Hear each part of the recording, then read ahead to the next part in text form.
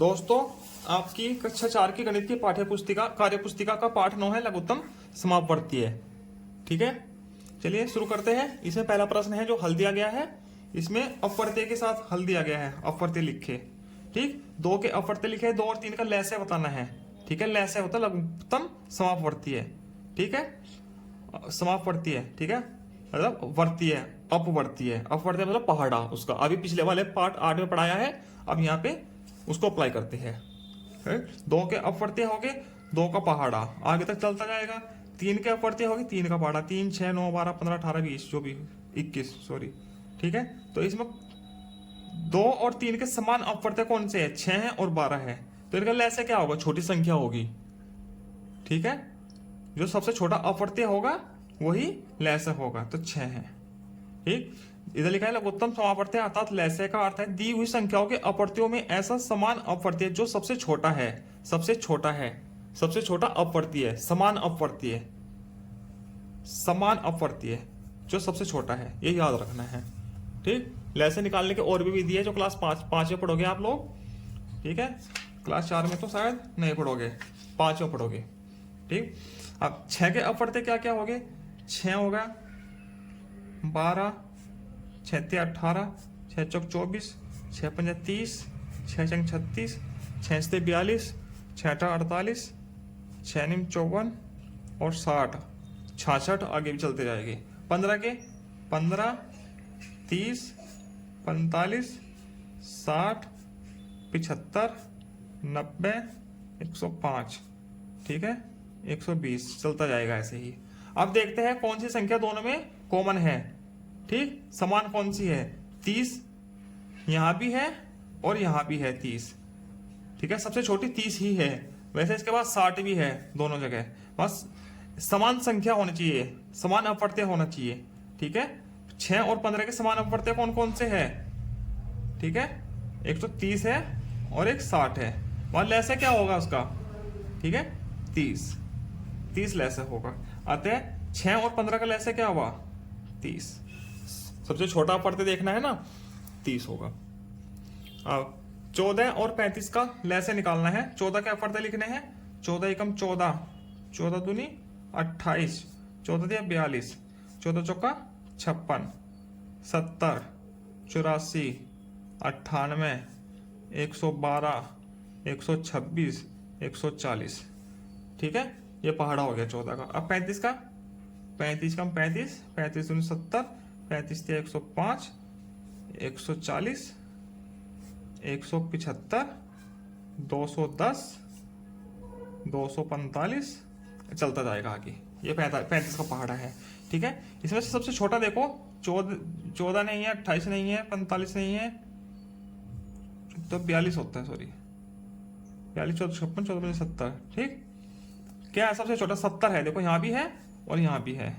इसके बाद 140 है, यहाँ भी है और यहाँ भी है। ठीक है, समान अपवर्त्य है। ठीक है, 14 का समान अपवर्त्य कौन से है? 70 है और 140 है, और इसके बाद और भी हो गए। ठीक है, तो सब लैसे क्या होगा? सबसे छोटा समान अपवर्त्य है, मतलब कि 70। अतः 14 और 35 का अपवर्त्य क्या, लैसे क्या हुआ? 70। ये उत्तर आ जाएगा।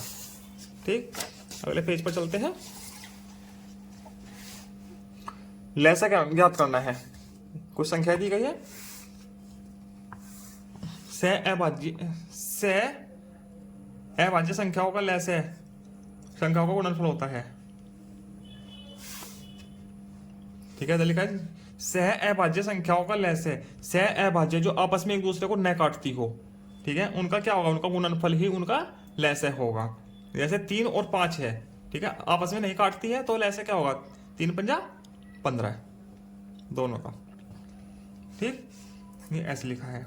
अब 6 का 8 के अपवर्त्य लिखते हैं और फिर 16 के लिखते हैं। ठीक है, 8 एकम 8, 8 दूनी 16, 8 तिया 24, 8 चौक 32, 8 पंजा 40 लिखते जाएंगे।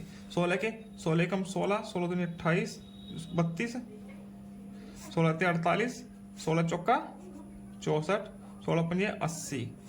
अब देखते रह जाओ क्या क्या है।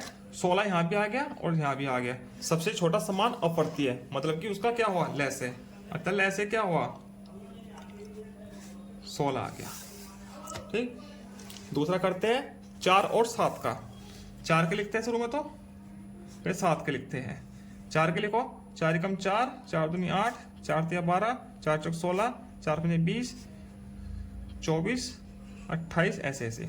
7 का 7, 14, 21, 28, 35, 42, 49, ऐसे चलता जाएगा।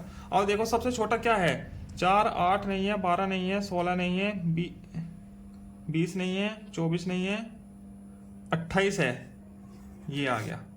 तो ऐसे क्या हुआ, 28। ठीक। तीसरा 2, 3 और 6 लिखते हैं। 2 का, 3 का और 6 का। 2 का पार्ट लिखो, 2, 4, 6, 8, 10, 12, 14।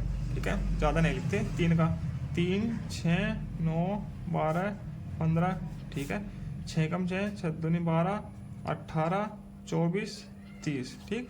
सबसे छोटा कॉमन क्या है, 6 यहाँ है, यहाँ है, यहाँ है, तो ऐसे क्या हुआ, बराबर 6।